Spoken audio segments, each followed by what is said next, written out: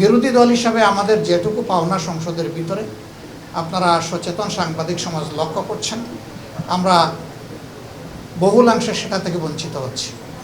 শুধু সংসদের ভিতরে কেন, বাইরেও যে বৈষম্যের বিরুদ্ধে আমাদের যুব সমাজ এবং তাদের ডাকে সাড়া দিয়ে গোটা দেশবাসী একটা দানবীয় সরকারের বিরুদ্ধে ঝাঁপিয়ে পড়ল, সেই বৈষম্যটা আরও পাকাপোক্ত হচ্ছে বলে এখন আমাদের কাছে মনে হয়। 300 আসনের সাজানোই দেশ, যেখান থেকে সরকারি দলের সদস্যরা তারা নির্বাচিত হয়ে এসেছেন, সেখানে এ পর্যন্ত ফান্ডের এলোকেশন যা দেওয়া হয়েছে তার ধারে কাছেও বিরোধী দলীয় সদস্যকে দেওয়া হয়নি। ট্রেজারিটা তো কোনো দলের না।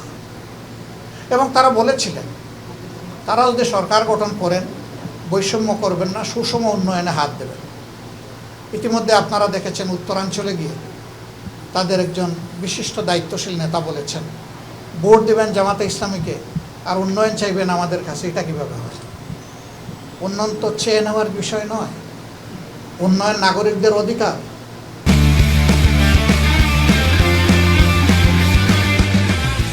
একটা দেশের ভিতরে যখনই বৈষম্য সৃষ্টি হয়, অঞ্চলে জায়গায় বিভেদ সৃষ্টি হয়, তখন সামাজিক অসন্তোষ দেখা দেয়।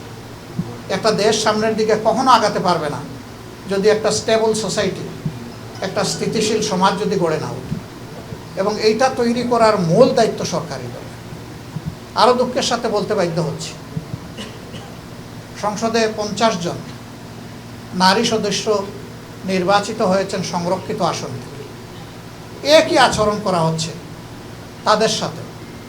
সংসদে তুমুল সমালোচনার পরে হালকা পাতলা এখন একটু তাদেরকে বিভিন্ন ক্ষেত্রে অ্যালোকেশন ফান্ড দেওয়া হচ্ছে। এটা কেন হবে? এটা তো সমান হওয়া উচিত। আপনারা তো এমনিতেই বেশি আছেন, তো বেশিরভাগ কাজ তো আপনাদের মাধ্যমেই সম্পন্ন হবে। এর উপরে আবার সম্পূর্ণ অসাংবিধানিকভাবে তারা অনেক সংবিধান কথা বলে।